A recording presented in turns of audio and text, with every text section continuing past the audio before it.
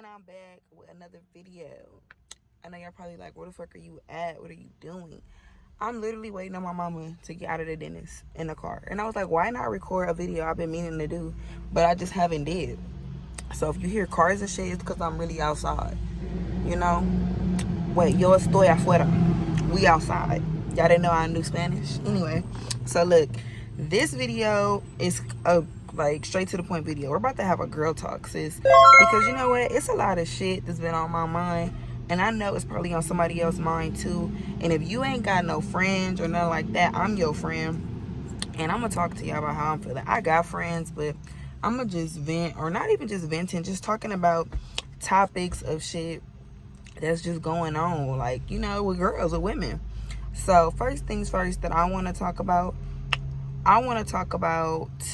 being ghosted. Now, if y'all have ever been ghosted, you know what I'm talking about. Clearly, you talking to somebody, shit was going cool, and next thing you know, poof, the nigga is gone, the bitch is gone, whatever. No reason, just stop communication. How do you get over something like that? You feel me? And if you really like that person too, how are you supposed to literally keep going? Like, you know, without any questions, without any closure, closure isn't real. Let's start there. That's the whole other thing. Closure is not real. That is something for you to feel better. But you clearly already know the answer to your question. If somebody ghosts you, it's because they ain't fuck with you. Sometimes it's a deeper reason why you got ghosted, maybe something going on. But for the most part, that person, one, got what they wanted from you. Two, realize it ain't, you know, you ain't lived up to their hype. Three, they just, I don't know, they either went to jail or, you know, three, they went to jail if you talking to a hood nigga. Four, the nigga got back with his bitch at the end of the day. So they'll pop back up though, because number one, learn this now. I ain't never fucked with a nigga who never came back before. Any nigga I ever fucked with always spent the block for me. Always spent the block. And they will for you too, because that's what niggas do. They always come back. They always circle around the block.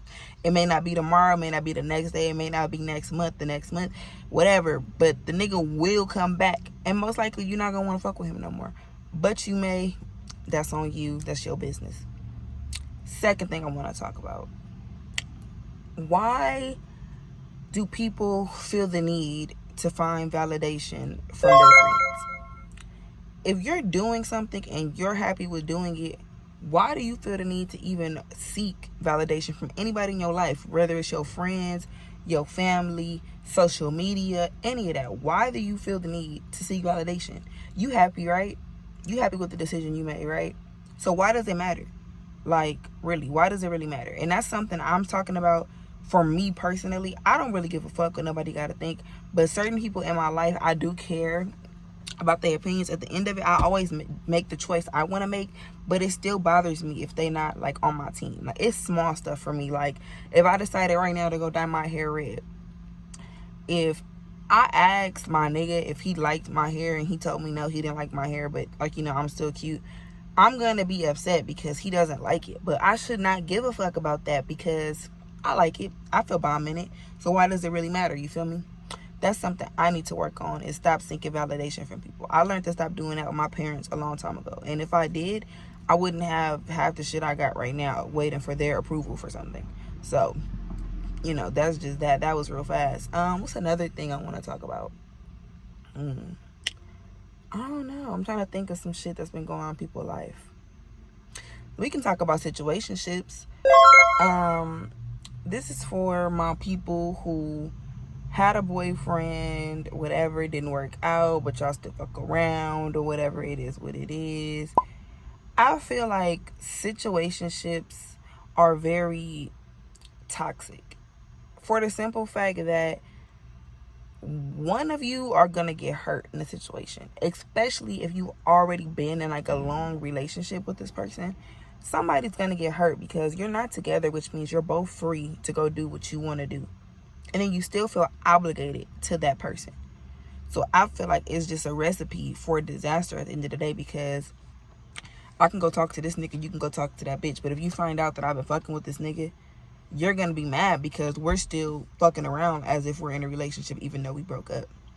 So personally, I think situationships are very toxic unless that you are both very, very mature, very open, and very honest with each other. So that way there's no hidden secrets or anything like that. But I don't know. Situationships is very hard. Very, very, very, very, very hard. I don't know. I know a couple people that's in a situationship. I was in a situationship before where I had to be friends with benefits with the nigga who I was with for years, and that shit failed miserably. I used to cry after every time we linked up. Like, I used to be so sad because I really wanted that nigga. But you know what? To each his own, though. Because at the end of the day, if you feel like you can handle it and you just want something sexual at the situation, then maybe you should do it. Or it could be a thing where maybe y'all just real close friends and you just want to stay friends with that person. But then you got to think to yourself, can you handle him or her going out into the world and dating and all of that in your face, even though that y'all are just friends? That's some deep shit that you really got to process, sis. Because me personally, I can't do it. Especially if I really loved you. I'm not finna watch you be with the next bitch, even though we're not together no more. You didn't do nothing to me. You didn't cheat. You didn't do nothing to me. But at the end of the day, I'm not about to sit here and watch this shit because you was mine once upon a time. So I'm like a kid. If I had my ball and I didn't want my ball and the next bitch picked my ball up, I'm gonna start crying because that's my ball. At the end of the day. So that's that on situationships. What else? Let's talk about kids and marriage. What do y'all say about that? Y'all seen that whole thing on social media about marriage is just a piece of paper? How do y'all feel about that? Like, for real. Let me know in the comments because I'm finna tell y'all how I feel about it. Now, when I was younger, I used to feel like marriage was something that was solid. It solidified your relationship. It's something you bring before God. It's something that really validates your position in somebody's life. I still feel that way, but I also feel like it is just a piece of paper because we can make these vows and to God out loud right now, and it could still mean the same thing. The difference is a piece of paper. And I know they're saying like, well, you don't get his retirement, he don't get your retirement. If one of y'all die, who's gonna do this, who's gonna do that? Maybe I don't want to share my stuff with him. Maybe I want my kids to get the full benefit of my life. Maybe, maybe we should just leave what we came with in a situation. You feel me? We're supposed to be in this for love, right? And I mean, I know you like, don't you want to be secured and shit like that? But sis, you should be securing your goddamn self. So I get it, but that's not one of the reasons I would want to get married, which would be for the financial benefit or the long run. Personally, if I get married, it's going to be because I'm really in love and I really want to be with you for the rest of my life. So I just think that I kind of agree with the thing that it's just a piece of paper, just because it is. Like, it's just something that's legally tying you to somebody. Because what if the shit don't work out and you want to leave 7 years in? You can't just get up and go, because now you got shit you got to deal with. You got to get people involved. It's paperwork. It's money. Why should I have to pay to break up with somebody? Like, that's just too much for me.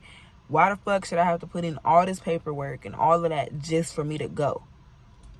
Why? And then I feel like when people be married or together, I don't know, because when people are married, I feel like in my personal experiences and my life from things that I've seen growing up, I think when people are actually married to one another, they start to feel like they can't leave. Like when shit go wrong, I feel like they think that they're stuck and there's nowhere to go because they made these vows or whatever. But you should be able to go at any time. Like, a lot of people, especially a lot of black people, are like at that. From, like I said, from my experience, are separated but never got a divorce, nothing, just still married legally but got different boyfriends and girlfriends, been like that for 20 years, just never decided to go get the paperwork. Like, you shouldn't have to go get the paperwork. You should just be able to walk away, because if, let me see, get her somebody named Pauline die tomorrow, her ex-husband get all her money, all her assets, all of that. He gets it all, just with their kids or whatever the case may be. But if she would have never married him, even though they wasn't together now, if they would have never got married, he wouldn't even be a beneficiary. He wouldn't even be in the questioning of getting any of her things. It's just too much to me. I feel like you should leave with what you came with. And if you want somebody to be a part of something, then sign some paperwork. Like if y'all buy a house together, both of y'all names on that house. You know, if you decide to get cars together, if you decide to get property together, both of y'all names is on that. Just add me on some paperwork. You know, that's it. But I don't feel like I should have to get married just to solidify my place and my financial security. That's just a no for me. So that's my opinion on that. What else? What's another thing we could really talk about? Ooh, I had a whole debate. If you follow me on Instagram, it's at Nicole Honey, the same as my Twitter. But anyway, look, I had made a whole debate because me and my best friend Kira was having a whole debate about which one was nastier, period sex or anal sex. And these were our debates. Her debate was period sex is better because it's not nasty as anal, because it's not literally poop involved and it's not a smell involved. But to me, that was a lie, because period sex, it's messy, it's nasty, there's gonna be a smell because it's blood. We all know what period blood smells like, you feel me? So to me, that's just a red flag. I've never had period sex. I don't ever plan on having period sex. Don't even touch me on my period. Now, I understand the last 2 days, whatever, when it's real light, but even then, I don't like to do anything for the simple fact that I want my body to clear everything the fuck out. You know, I want everything to get out of me. I'm not supposed to be shoving nothing up there when something is trying to come out. But I hear y'all. I hear y'all through the screen right now telling me, well, you trying to shove something up your butt that doesn't belong there. But am I trying to do that while I'm pooping? What? Bro, what are you talking about, man? No, nothing's not pushing against it. You know, it's just happening.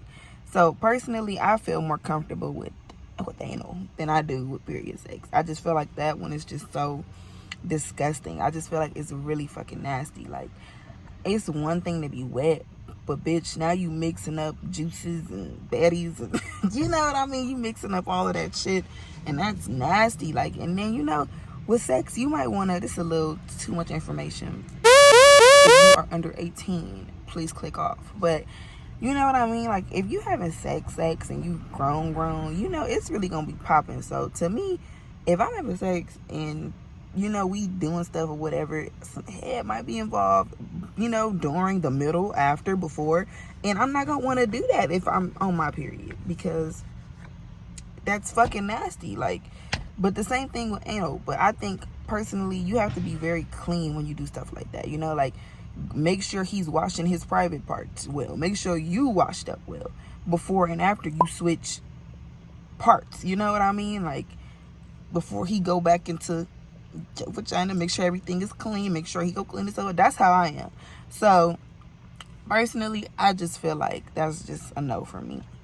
That's nasty. But I guess that's all I got for y'all today. I'm gonna try to do another girl talk soon, because I was literally supposed to be in my robe, like somewhere really chilling with some wine, having this conversation with y'all. But you know, there's no time like the present. So I'm gonna holla at y'all. My name is Taylor. Thank you for watching. If you are new here, welcome. You know, subscribe right now. You know, I make good content. Mostly I do try on hauls and stuff like that, but I'm trying to get into other things. So y'all like, comment, send it to your mama and your daddy. Well, not your daddy, because this is a girl talk. Your mama, your auntie, and your sister.